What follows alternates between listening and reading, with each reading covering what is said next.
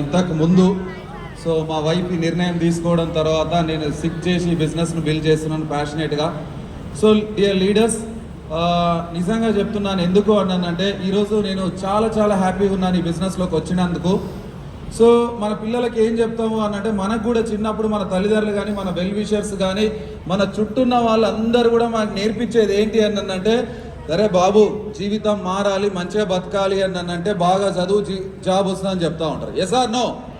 మనకు కూడా అదే చెప్పింటారు. రొటీన్గా మనకే అలవాటు అయ్యి మన పిల్లలు కూడా ఏంటి అంటే మంచిగా చదివితే జాబ్ వస్తుంది, జాబ్ వస్తే లైఫ్ మారుతుంది అని చెప్పేసి. Yes or no? ఒకసారి ఆలోచించండి. మరి నేను కానీ దాస్ సార్ కానీ ఒక దాదాపుగా 14 ఏళ్ళు 15 ఏళ్ళు అదే ఉద్యోగం చేసి అక్కడ డ్రీమ్స్ ఫుల్ఫిల్ కాక ఇంకేదైనా అవకాశం దొరికితే బాగుండు లైఫ్లో మారడానికి అని చెప్పేసి వెతికి వెతికి వెతికి విన్నింగ్ టీమ్ అనే ఒక ఆపర్చునిటీ, విన్నింగ్ టీమ్ అనే ఒక ప్లాట్ఫామ్ ద్వారా వెస్టేజ్ అనే అవకాశం వచ్చింది. ఈరోజు ఈ బిజినెస్లో మా డ్రీమ్స్ అన్నీ కూడా ఒకటి తర్వాత ఒకటి ఫుల్ఫిల్ అవ్వగలుగుతున్నాయి. Yes or no? Yes. So ఆలోచించండి సార్, మీకు 72,000 80,000 జీతం వస్తుంది కదా, అందులో ఏం ఉంది అని అనుకుంటారు. కానీ సో 1 మార్కు 2 మార్కుల కాడ జాబ్ మిస్ అయినామని అడగండి, ఆ జాబ్ విలువ ఎంతనో. Yes or no? 1వ మార్కు 2వ మార్కుల కాడ జాబ్ మిస్ అయినామని అడగండి, ఆ జాబ్ విలువ ఎంతనో. ఆయన అడిగితే చెప్తాడు, సార్ ఇంకొంచెం బాగా చదివింటే నాకు జాబ్ వచ్చేది, ఇంకొంచెం బాగా కష్టపడింటే నా ఈవెంట్స్ వచ్చేటి, నేను పాస్ అయ్యేవాడిని, మీలాగా నేను జాబ్ చేసేవాడిని అని అనుకుంటాను. కానీ నేను అలాంటి జాబ్ వదిలేసి ఈరోజు ప్యాషనెట్గా ఈ బిజినెస్లో బిల్డ్ చేయగలుగుతున్నాం. ఎందుకు అంటే మీకు వచ్చిన వెస్టేజ్ అనే అవకాశం గురించి పూర్తిగా మేము తెలుసుకున్నాం. డైరెక్ట్ సేలింగ్ ఇండస్ట్రీలో ఏముంది, ఎంత డబ్బులు ఉన్నాయి, ఎలా లైఫ్ మారుతుంది అని చెప్పేసి ఇలాంటి కొన్ని మీటింగ్స్ అటెండ్ అయ్యి మేము తెలుసుకొని సో మా ప్యాషన్ అనుకొని వచ్చిన ఉద్యోగాన్ని సైతం పక్కన పెట్టి ఈ ప్యాషనబుల్గా ఈ బిజినెస్ బిల్డ్ చేయగలుగుతున్నాం డియర్ లీడర్స్. ఎందుకు అంటే ఎస్. సో ఎందుకు అంటే డైరెక్ట్ సేలింగ్ ఇండస్ట్రీలో మనం చాలా నోటిఫికేషన్ చూస్తాం. తెలంగాణ గవర్నమెంట్ కానీ, స్టేట్ గవర్నమెంట్ కానీ, సెంట్రల్ గవర్నమెంట్ కానీ పేపర్లో నోటిఫికేషన్ చూస్తాం. 10,000 పోస్టుల భర్తీకి, కానిస్టేబుల్ పోస్టుల భర్తీకి ప్రభుత్వం గ్రీన్ సిగ్నల్ అని చెప్పేసి. Yes or no?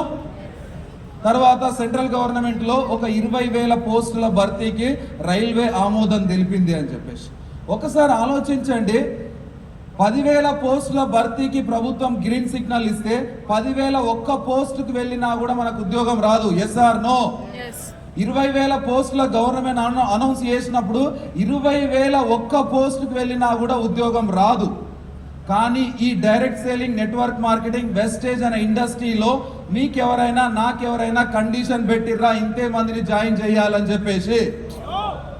మీకెవరైనా నాకెవరైనా 5 మందినే జాయిన్ చేయాలి, 10 మందినే జాయిన్ చేయాలని చెప్పేసి మన కండిషన్ పెట్టిర్రా? మీ సత్తా ఉంటే ఎంతమందినైనా జాయిన్ చేసి ఎంతమందినైనా జీవితాలను మార్చే ఇండస్ట్రీ ఎలాంటి ఇండస్ట్రీ అంటే అలాంటి ఇండస్ట్రీ వెస్టేజ్. ఆలోచన చేయండి. తర్వాత డియర్ లీడర్స్, ఇందాక సార్ చెప్పిండు, సత్యనారాయణ సార్, ఏంటి అంటే సార్ ఏ గవర్నమెంట్లో అయినా కూడా ఒక పోస్టును భర్తీ చేయాలి అంటే సీఎం కానీ పిఎం కానీ కొంత ఐఏఎస్లకు కానీ సో అథారిటీ ఉంటుంది ఒక ఎంప్లాయ్మెంట్ను క్రియేట్ చేయడానికి. కానీ ఈ ఇండస్ట్రీకి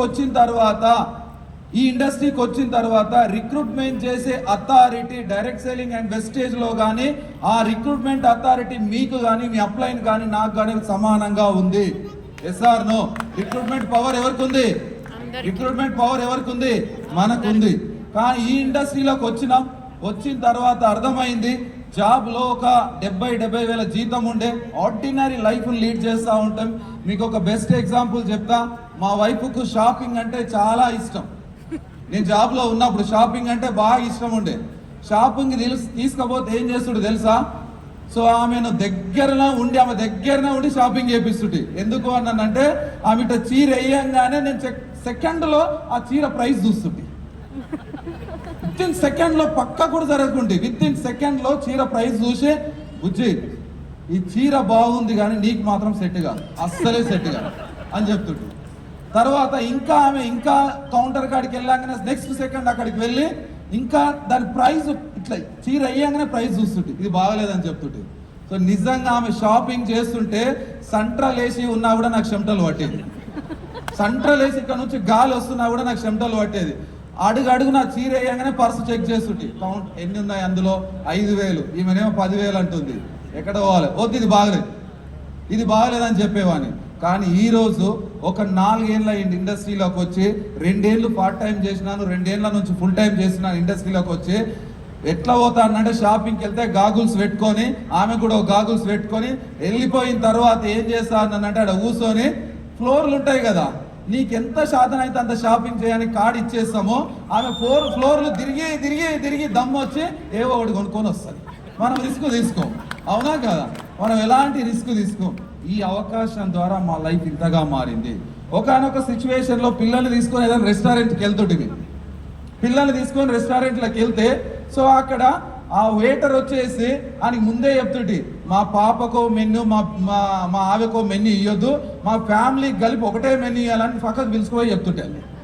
ఎందుకు అని అంటే ఆమె చిల్లీ 60 అంటది, ఈమె చికెన్ బిర్యానీ అంటది.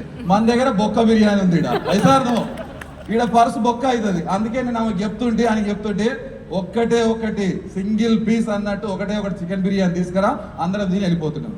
కానీ ఈ రోజు నా లైఫ్ ఎట్లా మారింది అని అంటే, నాన్న వదిలేసి అడవిలోకి వదిలేసి మీ శాతనైతే ఏదంతా తినంటారా, బిల్లు కట్టడానికి నేను రెడీగా ఉన్నా అని చెప్తున్నా. ఎసాను మీకు ఎంత అరిగితే అంత తినండి, ఎంత అరిగితే అంత ఎంజాయ్ చేయండి. ఒక 4-5 లక్షలు, 4.5 లక్షలు వస్తున్నాయి ఎవ్రీ మంత్. ఒక్క చెక్ ఒక్క రెస్టారెంట్కి వెళ్దాం, మీరు డిసైడ్ అయితే నేను డిసైడ్ అని చెప్తున్నా. బాగుంటుందా లైఫ్? ఒక్కసారి ఆలోచించండి డియర్ లీడర్స్.